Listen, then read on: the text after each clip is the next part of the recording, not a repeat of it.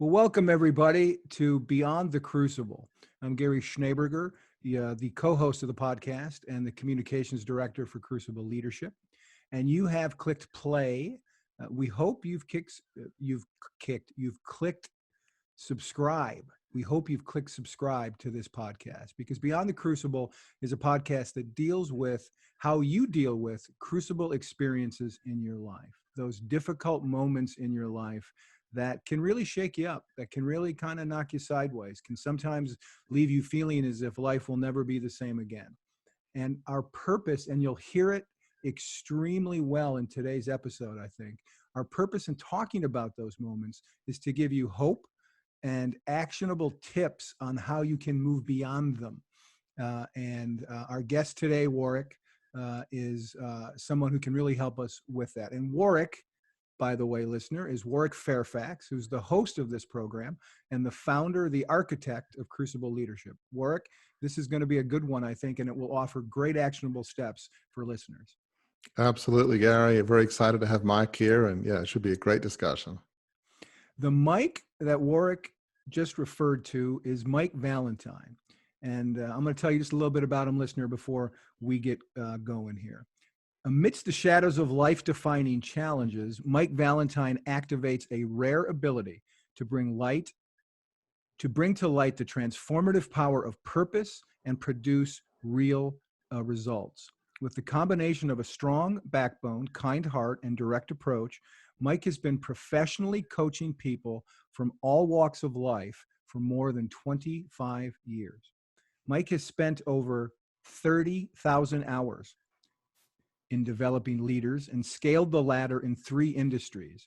His experience as a seasoned entrepreneur and corporate executive balances his training as a leader and now his unique role as a life purpose coach. Mike has taught corporate leadership development, worked with personal and family relationships, and the realization of peak performance and human potential. The fires of life have tempered Mike's character and left a burning devotion to helping others live happier, healthier lives expressed through transpersonal purposes.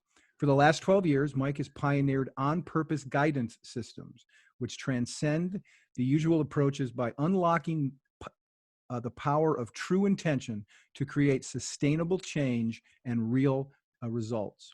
His integral expertise addressing the psychological, emotional, practical, and spiritual aspects of life and business awakens dormant energy and harnesses real power.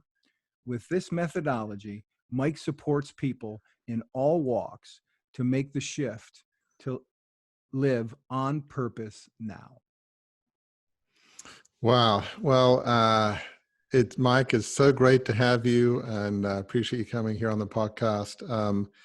I really love that whole on purpose now theme. It definitely certainly feels like it makes so much sense. We talk here a lot in Crucible Leadership, and in this case, the Beyond the Crucible podcast, about living a life significance. We even actually use the phrase "a life on purpose." Who knew? We're both kind of subconsciously on the same wavelength. But before we get to kind of on purpose now, which I'd love to hear you unpack it some more. It would be great to hear some of the backstory, some of the circumstances, some of the challenges, maybe even crucibles that there's always a reason behind our vision. There's always a reason behind our passion. And I'm sure you have a burning passion for helping people live on purpose. So Mike, tell us a bit about Mike Valentine and how you grew up and kind of maybe the path that led you to where you are now with On Purpose Now. I was born in Baytown, Texas, which is east of Houston. If you know Houston, that's not the brighter side. Yes. My dad is, or was, he passed a little over a year ago, but was a union longshoreman, and his best friend was a union ironworker. And by the ripe old age of 14, I was hanging iron in downtown Houston. So much of what I learned about living on purpose, I learned walking a beam. And it's way too simplified for the conversation, but it really is simple. There's death, 3 inches either direction or less.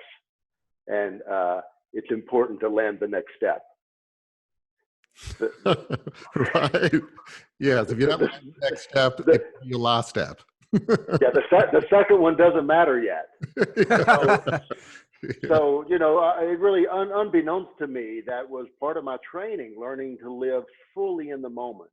To be right at the edge of death, and in the late 70s, early 80s, we didn't wear safety harnesses, and so the only thing between me and death was gravity, and it was pulling for it, and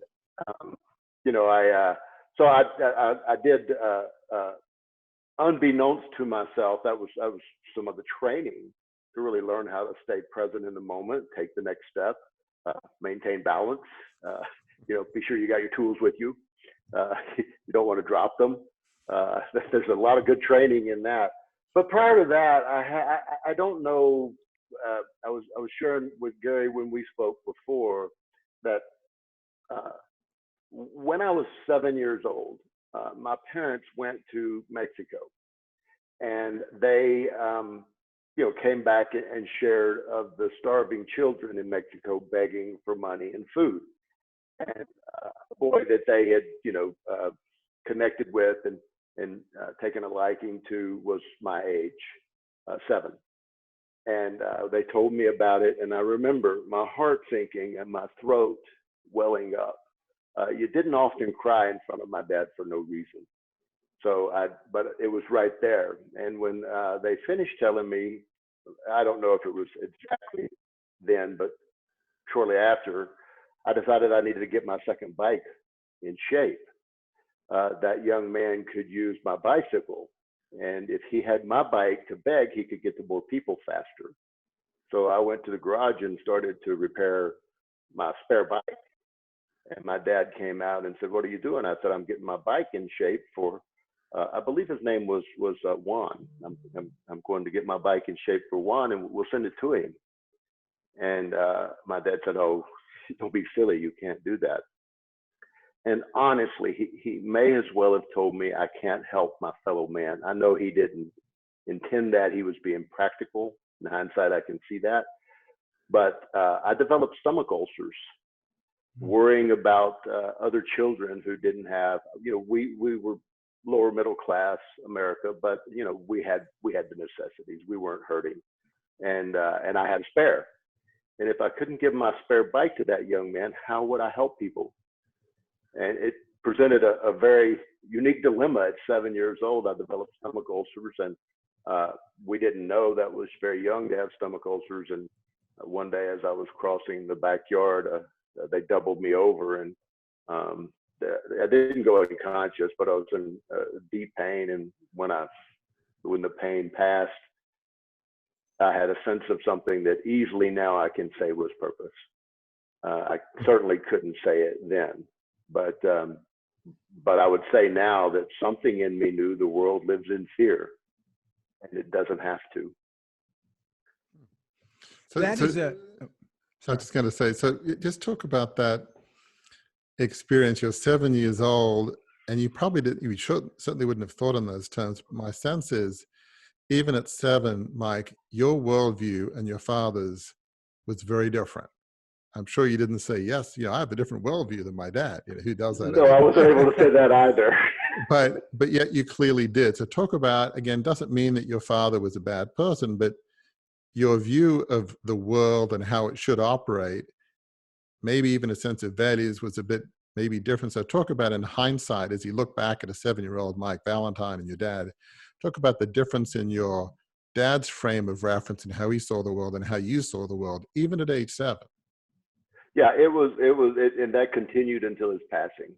You've hit the nail on the head there. Very keen insight on your part. Of course, you're right. I could not say, "Oh, I have a unique worldview to yours, and let's work this out diplomatically." That wasn't an option. But that desire to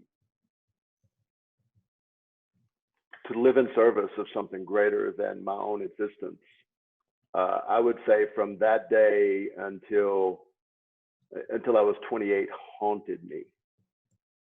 within the setting that I lived in, both in my home and in the, the environment, union iron workers are not generally the most enlightened trade on the planet. So I was in an environment that had no, in my opinion, no chance to really not only fertilize and grow and expand that in dialogues with people, but couldn't even talk about it. So it almost feels like, and I don't know if it was in your mouth, that your dad maybe thought, look, my job is to take care of my wife, my kids, my immediate family. That's my job. If you're an iron worker, it's take care of, your brothers in your local union. It's like, every other people can take care of themselves, but it's not my job to take care of other families, other people in other countries. That's not what I'm here about. Kind of family first kind of deal. Was that kind of a bit of the mindset, do you think, of your dad? That's exactly right. And I would say this, and thank you for saying my brothers, because they were. No question. I hold no superior place on the planet than those guys. I tell you, I think that all of us, unbeknownst to ourselves, we met God on the beam. Mm-hmm. We didn't know that's what we were doing, but fear can't walk the beam. Mm-hmm. And you need something greater than that to take the next step. And so I have gone back. In fact, my dad passed, like I said, just a little over a year ago. I spoke with his best friend this weekend, mm-hmm. and a few times in the last year. And I've been able to have some of these conversations. He's 78. And it's interesting to see his response. He's still bidding work for the high rises in Houston, but that's exactly it. Take care of my tribe and protect it fiercely, up to and including with arms if needed. And it's really interesting work. You struck a nerve in me that I haven't had the chance to really express, I don't think, very often. If you were to watch my progress from there, you would say, well, he became a typical iron worker. He, how much you drink, what you, who you can, beat up in the bar, the women that you hang with became the measure of manlyhood. And seeing no option, I did. I stepped right in, I would say in hindsight, unfortunately, but it was all I could see. But I was conflicted and contradicted inside. I could not understand. And so I drank more Jack Daniels to anesthetize it. And then I actually loved being on the beam because there was freedom there. There was total freedom on the beam, at the edge of fear, at the edge of death, and, fear dissolving with each step. There's total freedom walking the beam. I almost set my old tool belt is on a statue to my right here. It's here to remind me there's a day's work. As I'm listening to you, Mike, it almost, and I can relate to this in some small way, although we couldn't have grown up more differently. I grew up in a very wealthy background in Australia. Our upbringings couldn't be more different. Radically different, but yet I can relate in one sense. It almost feels like you were living somebody else's purpose, somebody else's life, somebody else's worldview. Protect your tribe, protect your family, protect your brothers in the union, kind of live a hard life, whether it's alcohol, women. That's the environment you were around, I'm guessing. So that was sort of normal for that, your tribe, to use the expression you used. But somehow I sense that it's like, is this all there is? Do I just want to live somebody else's life, somebody else's purpose? There was something within you that said, no, I'm not against this, but I want to be more than this. Does that feel somewhat where you were, that you was to some degree living somebody else's purpose or some other group's purpose? I haven't actually looked at it that way, but that's spot on. That's exactly where I was, but not knowing how to talk about or shift to or bring forth my own, which, like you said, was very different. And but that's exactly it. So I excelled at football. for 4 or 5 years, and at 14, I found Jack Daniel's whiskey, and it became a dear friend for the next 14 years. And at the end of that trail of tragedy, there had been 33 automobile accidents, 12 vehicles totaled, and 4 trips to jail. And knife fights, gunfights, street fights, and then as miracle, crucible, or divine intervention would have it, a young lady was born into my marriage. And the day I sat, her name is Whitney, and the day, she's 32 now, and the day that I put her on the couch, bringing her home from the hospital, my dad was actually running the video camera, and this liquid started to flow from my eyes, and that didn't happen often. I mean, I'm a pretty tough guy by then, strapping 26-year-old guy that, and so I turned away, and I didn't know, I didn't understand what was happening. I certainly didn't want my dad to see, and I didn't want it on video. But within the next 2 days, I knew that I had been struck by love. I knew that love had come in a package that I couldn't deny, and it had been absent and I could tell it was absent when it became present. And as fate would have it, within those 2 days, I ended up putting my sister and I ended up putting my mom in rehab for cocaine abuse. And so I had, a fairly good crucible right here. Daughter 2 days old. A friend of my mom's had gone into the house I grew up in and committed suicide.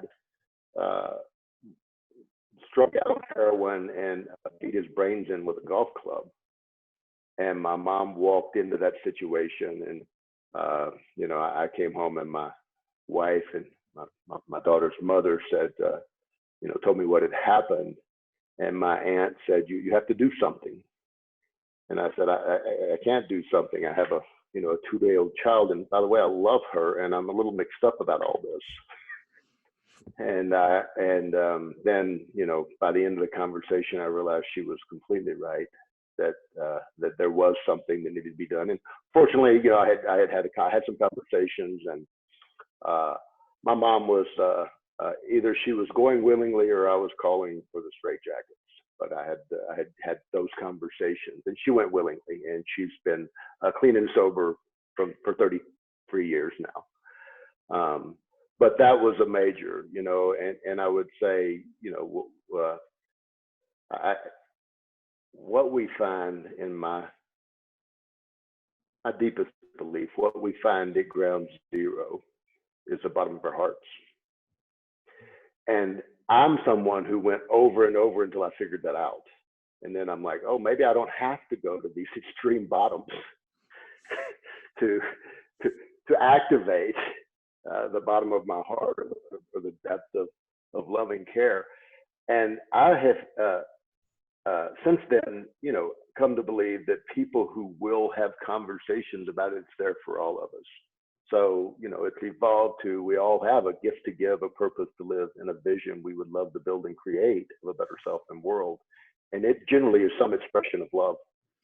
So that was obviously a key turning point in your life, that bottom. I mean, in hindsight, as you were kind of engaging in, behaviors that probably weren't that helpful to you, maybe there was somebody within you, like maybe the 7-year-old boy saying, I don't want to live this life, sort of crying to get out. It's like, there's got to be something different. I mean, and then the birth of your daughter, and then your mother and her challenges. It sounds like that was just a pivotal moment where you said, okay, I'm not going to live the same way anymore. I'm not going to continue these behaviors that are destructive to myself and my family.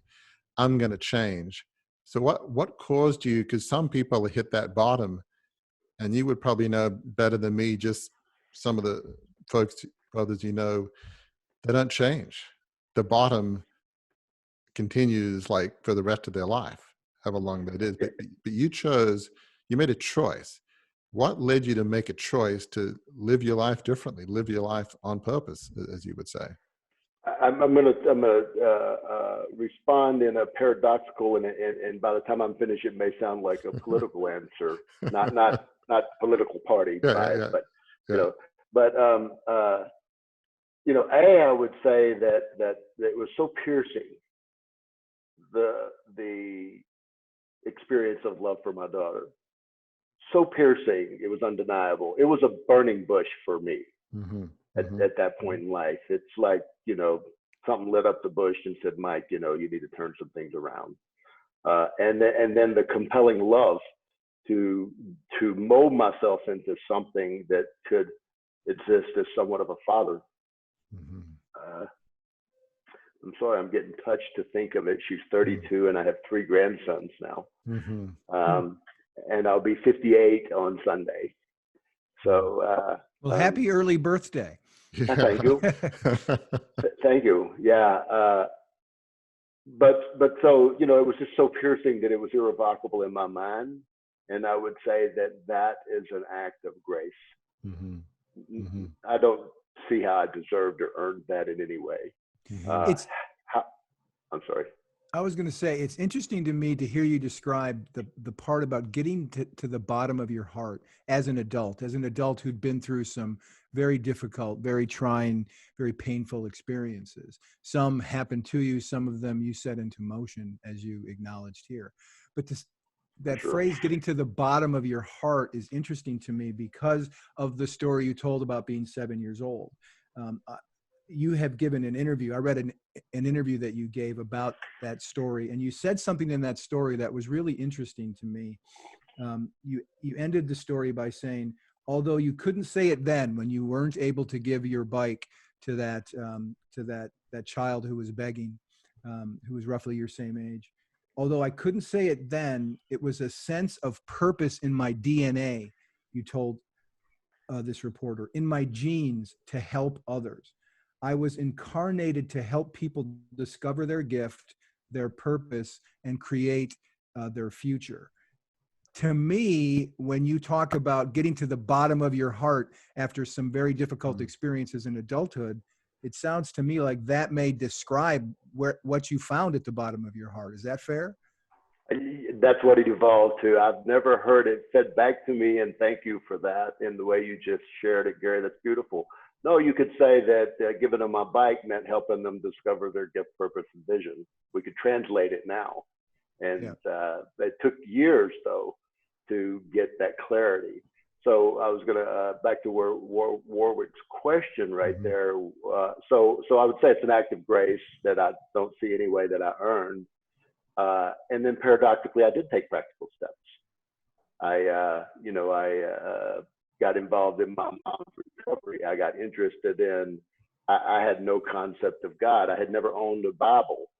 I didn't, it had all been dark for as long as I could remember, probably since I was 7, maybe.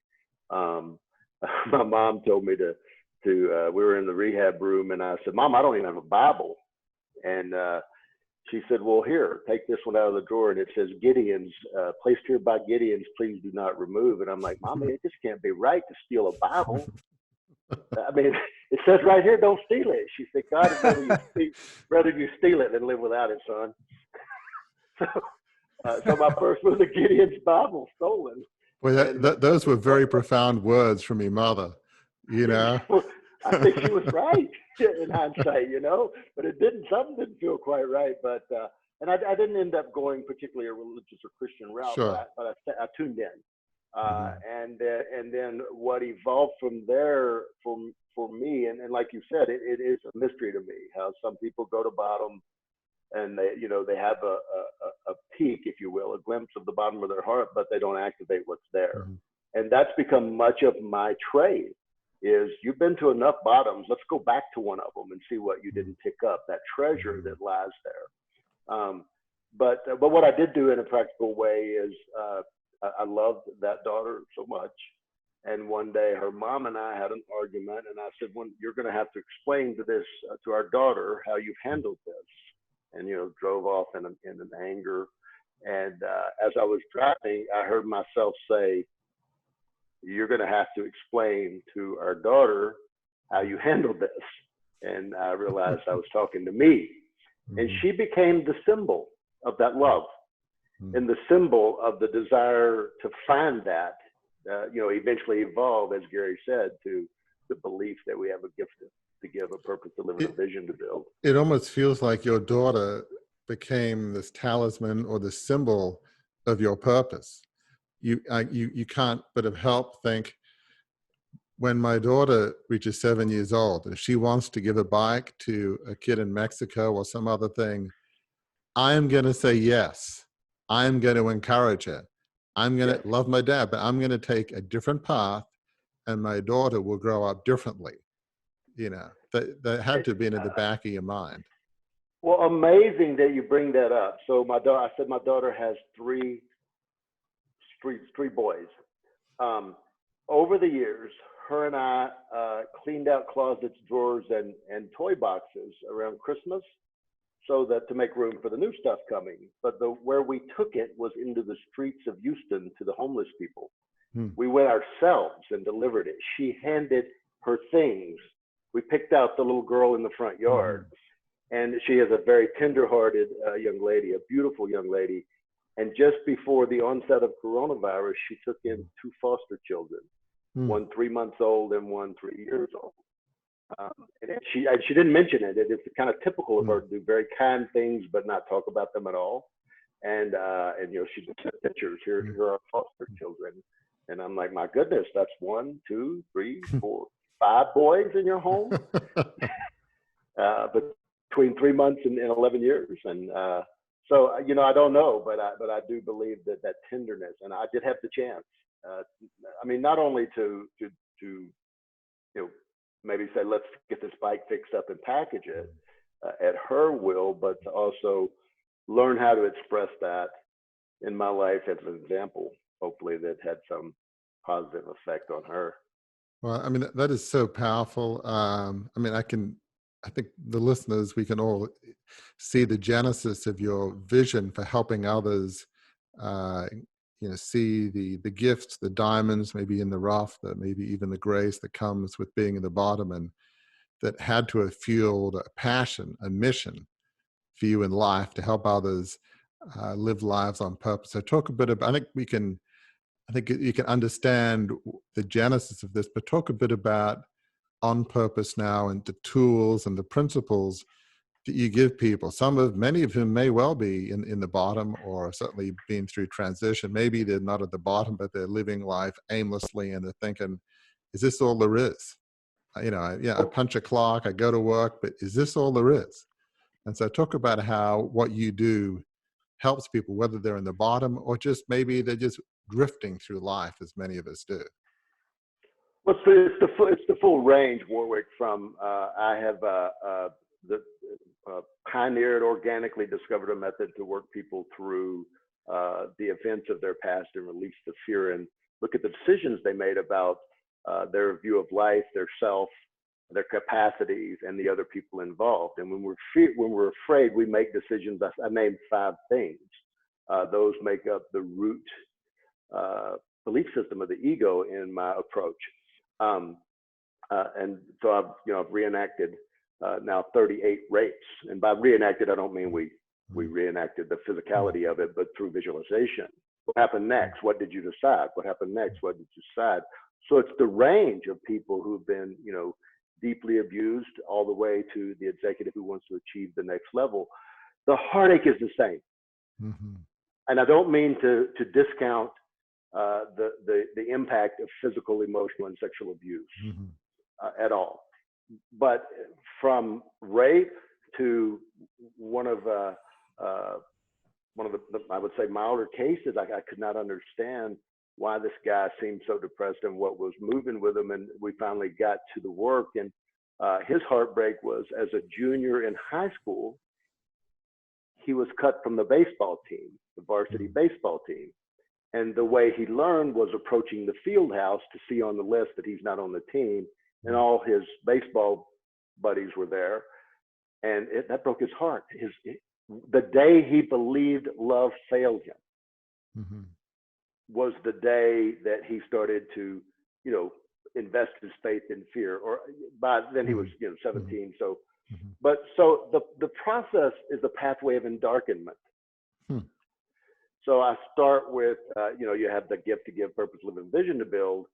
And most people say, you know, well, I have no idea how to discover it. And I said, oh, that's easy. We'll go through your chapter.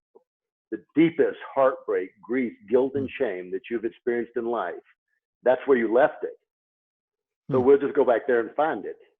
And it's so curious to me, Warwick, that they know it as well as I do. I've been down that trail with, you know, between 2,000 and 3,000 people. But when we get there to this place I call ground zero, and you know, and you look at this fear-based belief system diagrammed on a wall, you've had this idea of what this is. I know I'm my worst enemy, but I graph it with a series of beliefs, associated behaviors, and emotional results. The wonderful, like resentment and guilt and remorse. And when you see the diagram, the ego is an addict. It's addicted to fear. And for me, I would just put as my top behavior those 14 years, you know, believe all these things. I'm not good enough. I deserve to be beaten, raped, abandoned, thrown to the trash, right? As a series of beliefs. And my top line behaviors just get some more whiskey. So take the whiskey out and now get some more food. Take the food out and now get some more adrenaline. And eventually, through, you know, an iterative process, I saw that this system is going to get a hold of anything. A wife, a work assignment, you know, an inadequacy in creating technology solutions. It's going to get a hold of anything. And so there's nothing to do but let it be. Growing awareness, admitting that I have a fear-based system that leads me to guilt and shame, and my ego's an addict, and accepting it. I do that when I do. Because part of dealing with things is you've got to recognize it and accept that we all have certain behaviors, whether it's inbuilt or learned, it doesn't really matter. But, you know, I mean, I know I do. We all have certain things. And, you know, part of it is recognize and accept it and just saying you're not an awful person just because you have certain fears. Some people are claustrophobic. Some people are afraid of heights, which obviously would be a bad one if you're an iron worker to be afraid of heights. But, you know, we all have different fears. And, you know, recognize, accept it. You know, that's the first step to be able to deal with it, which obviously I'm sure is what you help people understand, right? That's step one, to expose all of it. My goal of our, you know, in the deeper work I do of our initial interaction is to diagram on half a piece of paper 90% of what's holding you back in life. And that's your call, or the call of the, you know, the person going through the process. I can't know, but I know what it feels like at ground zero with them. And it's fascinating. I've been there more than the people I'm working with, but they often know this is it. This is ground zero. We look at this diagram a bit like you would look at 9/11. Wow, those buildings are really crumbled there, and this is really a mess. And it's interesting. It's almost like the darkening of the shadow against the starkness of it. The light is so much brighter. And the treasure. So talk a bit about that. I get the part about understanding your fears and some of these challenges. Talk about how the light becomes visible as you recognize the darkness, if you will, as you recognize the fears. How does that work? Well, I think and we could use today's environment. Sure. I think there are, while no discount to the tragedy of lost lives and ill people and what they're going through, and yet, you know, there are some spiritual gifts embedded within this, putting the whole world in timeout and obliterating our future. it brings us into the moment. Mm-hmm. And the light is in the moment, but that's not enough. If you will, the circuitry, the organism, a willingness. My part is willingness, intention, and honesty. I'm willing to see something new there. Mm-hmm. And somehow pain is the great awakener. It almost presses it out and up. So it's not always a visual light, but it's like, for example, you know, what would you have liked to have had there when you were so embarrassed being cut from the baseball team? Mm-hmm. I would like to have had a sense of connection and friendship and maybe love or adventure. He saw baseball as quite the adventure. He loved to play. So maybe he would have said connection, friendship, and adventure. And I'm like, that's probably what you abandoned right there. Mm-hmm. So let's recollect it. And what I said earlier, that I think that all of our purposes are some form or some, you know, branch of love. And so we could just pull that out and say, okay, now, you know, create your purpose to live with friendship, adventure, and connection. You know, as you're talking, I almost feel like if you could go back in time to your 7-year-old self, you could have probably mapped your purpose out right there, saying, talk about the pain of not being able to give a bike to this kid in Mexico. What about that just fueled your sense of purpose? And I don't know whether you would have said, I just want to help people. Yeah, I want to care for them. I mean, there was a genesis of your probably lifelong vision right there at 7 years old, that if you could go back in time, use some of your principles and methodologies. I know at 7, it's hard to figure it all out, but there was a genesis of a vision right there amidst that particular ground zero, if you will. For sure, and I could patch it back for you. At my very first cut of bringing it to language, this was, you know, not too long after the post ironworking era. So my first way of languaging my purpose was very simple.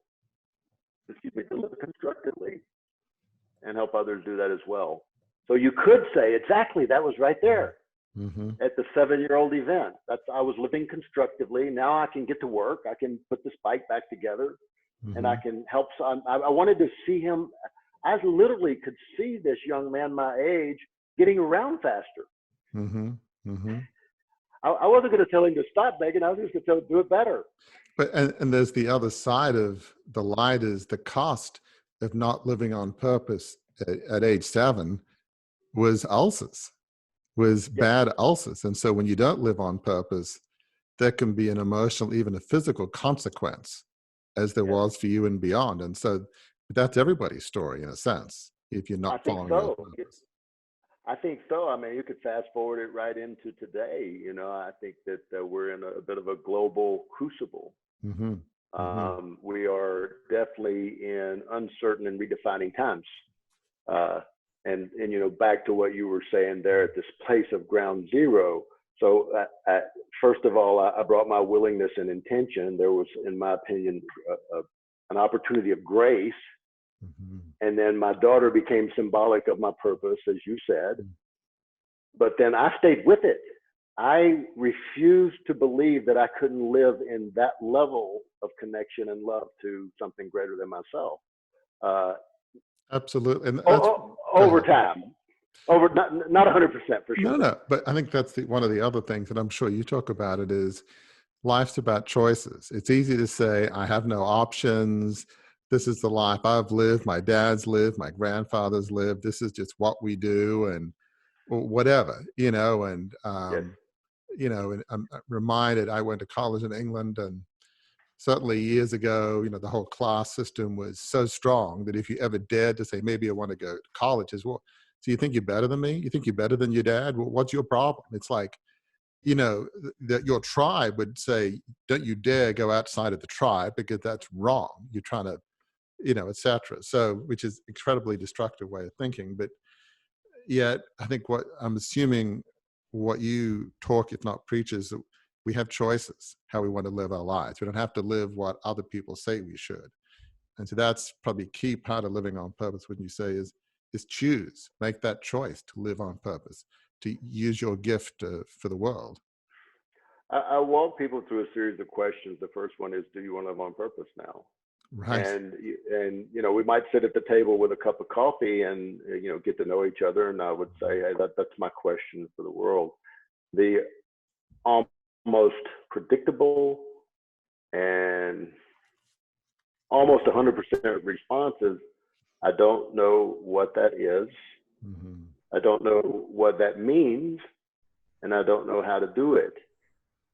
So I stay with the original question. That I didn't ask you if you know what it is, what it means, and how to do it. I asked you, do you want to live on purpose? Giving what you know about the idea of purpose. I don't think anyone's directly said yes, no. Some people have walked away and never came back. I take that as a no, or at least not my style of purpose. But right. I don't think anybody said no. I don't want to live on purpose. I've come to believe, Warwick, that the idea of purpose is in the mind of every human, like Right. like the question of God. Mm-hmm. It's in there. It's something. I think that what am I doing here is in the mind already for all of us. I think we all want to live on purpose. I mean, one of the things I'm sure you talk about too is the whole concept of legacy. As you're on your deathbed, what do you want your life to be? I made millions of dollars, or I had a nice house, or maybe I lived a life, in your terms, on purpose that somehow made the world a better place and cared for others. Which Yes. do you want your legacy to be? 99.9% of sane people, it's obvious what they're going to pick. I'm not against money, but it's like, legacy, purpose, they're sort of two sides of the same coin, if you will, or they're related. You bring up an interesting thought. I'd love to share, if I may, a young man I had been working with for several years, close to 33, called and said, my mom's got cancer, she's terminal. And, they don't have any hope. Stage 4 here and there and all over her body. Would you meet with her? And I said, well, I think so, but I mean, I don't quite know what I would say. Right. I'm certainly not someone who cures cancer. If I had that result, I probably wouldn't have taken this call. And he said, but I just want her to find, if it's even just a moment of peace between here and her death. And I just would, if you'd be willing to talk to her. I said, of course, for you, I'll talk to her. Mm-hmm. So we scheduled it, and he had shaven his head. She had lost her hair. Mm. And when they came through the double doors downstairs here, they were both weeping arm in arm. And I got them into the conference room and set them down. And I said, just cry, guys. Mm-hmm. Mm-hmm. Just let it out. And, maybe a long minute, she had very bright blue eyes. And I learned later she was my age. But her name was Joyce. And when she finished, I said, what do the doctors say? She said, they say I have 9 months. I said, what do you think? She said, I don't have 9 months. I have 6 or 5. I said, is your birthday past? She said, yes. I said, no more birthdays for you, right? She said, right. I said, so if you have 6, you won't see next Valentine's Day, but you will get through Christmas. And she cried a bit, and I said, what are you most afraid of? She said, I don't think my kids are going to be, I'm afraid my kids won't be all right. And I said, they won't. They're going to miss you. Mm. They might go off on tangents, rebelling at your loss. Nothing we can do about that. And she said, I am afraid that I'm not right with God. I said, then you're probably not. She said, how do you know? I said, well, people who are probably don't have that question. She said, how do I get right with them? I said, you probably know that answer better than I do. Anyway, I walked her through a process called a butt reduction worksheet. And I said, I said, what do you most want to live between now and your death? and to leave behind about this 6 months that you think you have ahead. She said, I want to live with grace, dignity, and respect. So I said, okay, your purpose is to live with grace, dignity, and respect. And she said, but my kids want me to prepare my eulogy and funeral, but I don't have the energy all the time. And we went through it all. My kids may not be okay. I'm going to miss them. I didn't get to live as long as I want to. Pretty heavy stuff. And at the end, I said, are you still afraid that you're not right with God? She said, no, I feel grace, dignity, and respect in this moment. I said, don't forget this moment. Brand this moment into your mind, because if you can do it right now, you can do it again tomorrow. And maybe you'll do it twice tomorrow and 3 times the next day. And we had a long conversation. I said, about this eulogy. Do you want to write it? She said, no, I don't want to write it. That doesn't seem right to me. I said, you want me to write it? She said, yes. So I took out a piece of paper and I said, you tell me what you want your funeral to look like. And we put it together. Her son bawling. And I asked her what music she wanted. She named 3 songs. One of them was Amazing Grace by Elvis Presley. And wow. So I queued them up on YouTube. And when I finished writing her eulogy, I read it to her and she said, that's it. I said, your eulogy and your purpose are the same thing. The only way to make this true about you when you die is to live it today. And something happened for me in that conversation. I'm like, I've been teasing around this for years and it got clear, you know, with her having a shortened period of time and facing that reality. Right. And so I flipped the paper over to her son, and I said, here, we're going to have a funeral today in the conference room. You read the eulogy, I'll play the music. And we had a funeral in the conference, her funeral in the conference room. Wow. And she had the wrinkles from her face started to disappear. But my point is that what you're saying, right? The legacy, we could say legacy, however you want to use the term. Yeah. But what you want people to say about you when you're gone, you live today. And those are clues to what your purpose should be as you're writing that eulogy. I mean, that is such a brilliant concept. Not just, I mean, what you did with that woman is just, that was an act of grace, an act of love. That, I mean, that's an amazing thing that evolved, but that can apply to all of us, right? You know what? I was terrified what I would say. I'm like, a woman who's facing death. I don't know what to say. And on the elevator, I said, well, you know, I'll just show up and say whatever I'm moved to say. And so I think that's one of those things that I'm for sure came through me, but not from me. Yeah, well, certainly it's a person of faith. Like half of life is just showing up and trust, if you're a person of faith, that there's some higher power that will give you the words when you need it, you know, kind of thing. Trust the process and trust that there's something out there that will help you. So, wow. So, I mean, when you're talking on purpose, maybe this is a dumb question, but is there a sense that on purpose, somehow it needs to benefit others? Like if somebody said, well, my purpose is all about me and getting rich, and I don't care if my family lives or starves, who cares? It's all about me. That's my purpose. I mean, is that even possible, or is that like some weird psychotic thank you for thing? Thank you for the question. There is much confusion about a purpose or a goal. Everything you mentioned is a goal. Those aren't purposes. There's some other place, some other time, some future, and therefore not accessible in this moment. A purpose, like she said, to live with dignity, respect, and grace. You can do that now. And then from there, yes, you establish those goals. But starting in the center of that, like to live with grace, dignity, and respect. Now, how will you do that? I need to have some conversations with my children about what I want to be sure they know. And about how I love them. And, you know, as you're talking, I'm almost thinking back to legacy, you know, for those who were reasonably sane, you know, just to make that as an assumption, if you asked about the whole eulogy thing, I can't think of almost anybody on the planet will say, I don't care about my family. I don't care about my kids. It's all about me. And I mean, then they're being self-deceived. They're not being honest with themselves. So to me, how can a purpose not have some sense of altruism, some sense of serving others? So, because it almost feels like that's not purpose, or not a purpose that anybody that I know could have. Does that make sense? I mean, completely. I think it extends its service. So I think that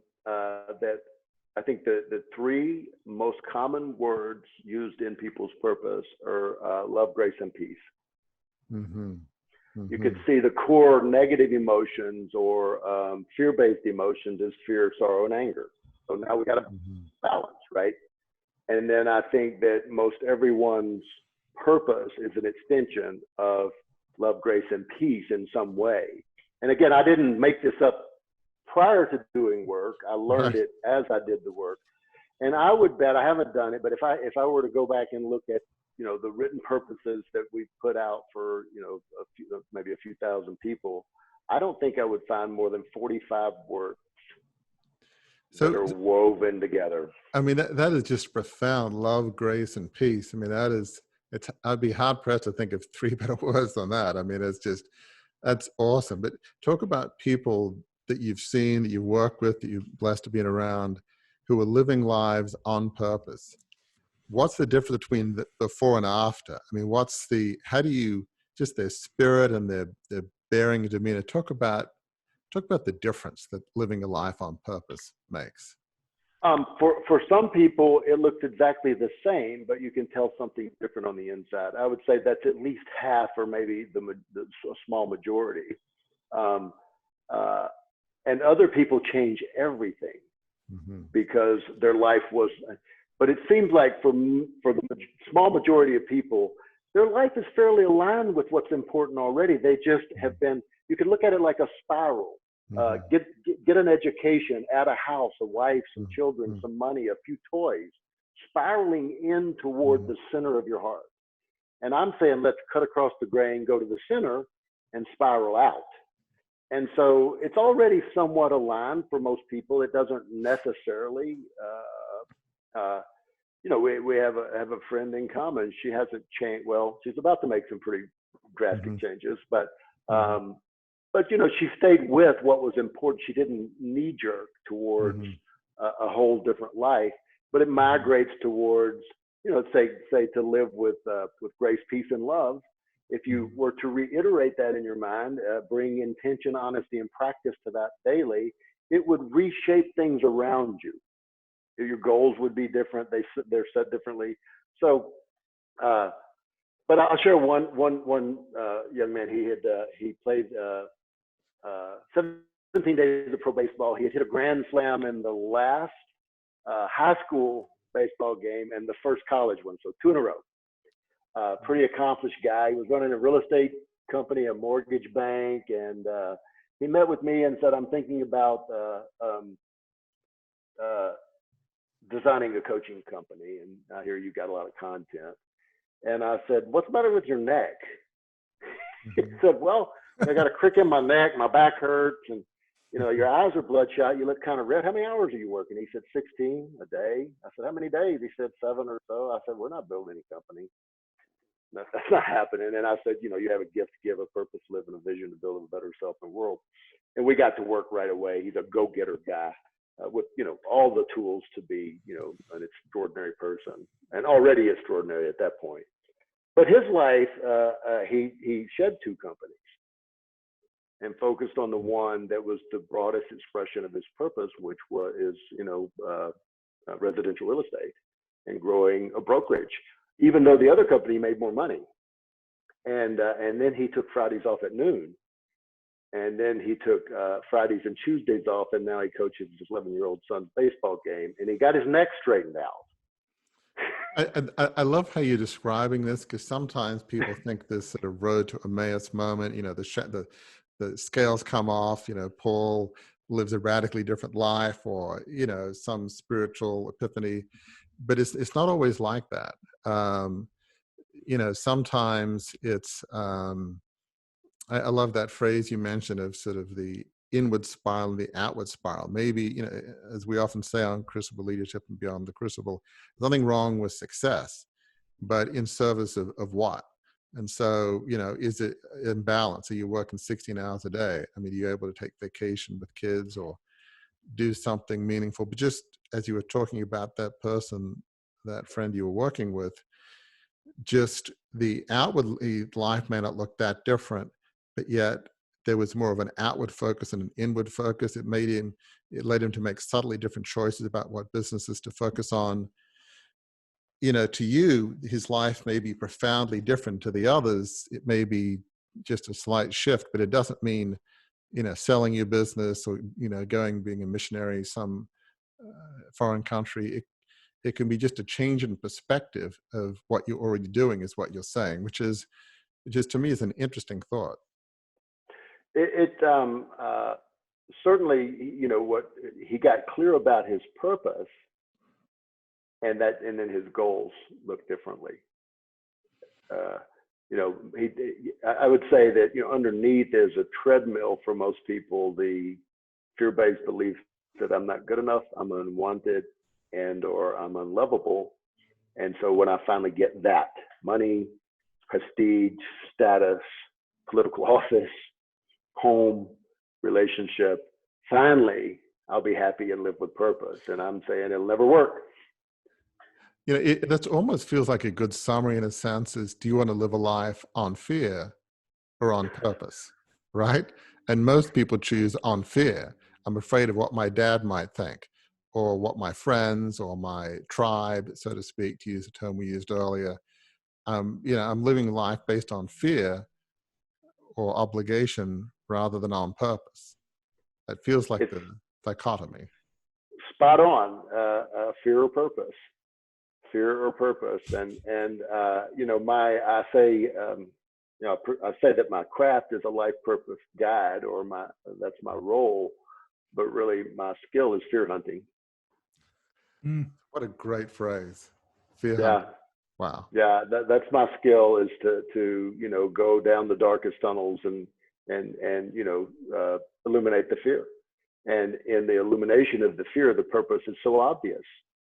It's we don't have to go chase the purpose, we just have to admit the fear. And at that point, that choice becomes obvious, exactly the way you said it, fear or purpose. I would actually go see that movie, The Fear Hunter. I would absolutely, whether Robert De Niro was in it or not, I would go see that film. Gentlemen, we're at the point where we've got to begin to land the plane. It's been a robust discussion about purpose and significance and overcoming crucibles. And I would be remiss, Mike, if I did not give you the chance to let our listeners know how they can reach you, how they can learn more about On Purpose Now, and how they might be able to engage with you. Yeah, my website is onpurposenow.com. So you can go there. You can send me an email at mike@onpurposenow.com. And either way, I'll reach out or see how we can connect. My commitment to, I'll get touched. On my 55th birthday, I decided that the sports I like do not watch time elapsed. They watch time remaining in the game. And I took an app and decided if I get a good, long, healthy run of it, I'd like to go 88 years. And on Sunday night at midnight, I'll have 30 to go. Right now, I have 30 years and 2 days and about 8 hours, but who's counting? Well, it's not morbid to me. It helps me, you know, absolutely. Today counts. I'm clicking them off. But my point is, those who would choose a pathway I think there are many paths one way. The way is love. I'm talking about a pathway, and purpose is a path, as is many of the spiritual teachings, right? Many paths, but the way is love. Those who want access to the path of purpose, I'll be here. So shoot me an email, learn what you'd like on the website. I am hopefully next week going to launch some no cost workshops, Zoom workshops, and they're fear hunting workshops. Face the fear, feel the freedom. And you know, I'm gonna do a few of those, and I want to, as COVID-19 took over, I realized that the demand and value of what I do has gone up, but the price people will pay is probably going down. And I asked myself a question that I'm going to stay with until we get the all clear sign, which I think may be some time from now. And my question was, how can I help people do for a tenth of the cost, better than 70% of the impact? And so I'm challenging myself with that in this crucible time. Can I all this power that I talk about, can I activate it without being at the bottom? Well, that is an inspiring thing that you're doing, and obviously will be a helpful and healing thing that you're doing for many of our listeners, and certainly for the people who have engaged with you. Speaking of our listeners, I have been, this conversation has truly been fascinating between you and Warwick, Mike, and I've sort of taken three notes, three takeaways that I want our listeners to have as we close up. Three key takeaways, I think, from this discussion. And the first one was at the very beginning, and I love the way that you expressed this, Mike, the idea of putting one foot in front of the other and doing it one step at a time. This is a skill, listeners, that Mike learned walking steel beams, and not steel beams on the ground. He was walking them well above the ground. And it could have, because he was not harnessed to the beams, it could have dire consequences had he fallen. But when you're up there and you're walking those steel beams, when you're putting one foot in front of the other, one step at a time, the second step doesn't matter.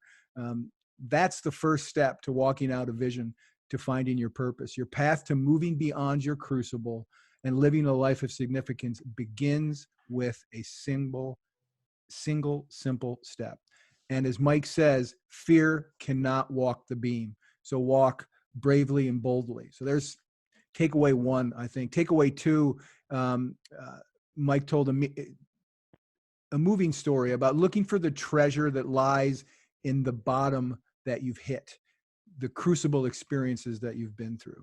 As tough as it's been, what good came out of what happened to you, or what good could come out of it? Finding beauty in the ashes of your life is one of the most certain ways to keep yourself out of another fire. And then I think the third point that we had a great discussion of here is the idea of building a vision. Warwick talks about living a life of significance. Mike talks about living on purpose. They use some of the same language. But here's a hint as you're looking to live a life of significance, build a purpose, craft a vision. It's almost always, as Mike said, rooted in love, loving yourself and loving others. That will fuel your purpose, listener, and it will likely revolve around these three things that Mike said fuel the purposes of the clients he works with, which touched Warwick when he said it. The three things that your vision, your purpose almost always will revolve around, when you get right down to it, is living in love, grace, and peace. And as we sign off on this episode of Beyond the Crucible, we hope that those are things that you do indeed find the wherewithal to walk in as you pursue your life of significance. Thank you for spending time with us on Beyond the Crucible. Warwick and I have just a little favor to ask. On the app that you're listening to this podcast on now, click or tap subscribe. What that will do is make sure that you don't miss fascinating conversations like the one we just had with Mike Valentine. And it'll also help us tell more people about those conversations so that they can begin to chart their own course for moving beyond their crucibles. And until the next time that we're together, please remember that crucible experiences are painful, and they happen. We have research that shows they happen to almost half of people are willing to admit they've had crucible experiences. And they are painful, but they do not have to be, and in fact, in most cases are not, the end of your story. They can be, if you learn the lessons of them, if you find the purpose in them, if you cast a vision from them. Those crucible experiences can be the start of a new story, a new chapter in the book of your life, and the most rewarding one of all, because it's a chapter that leads to a life of significance.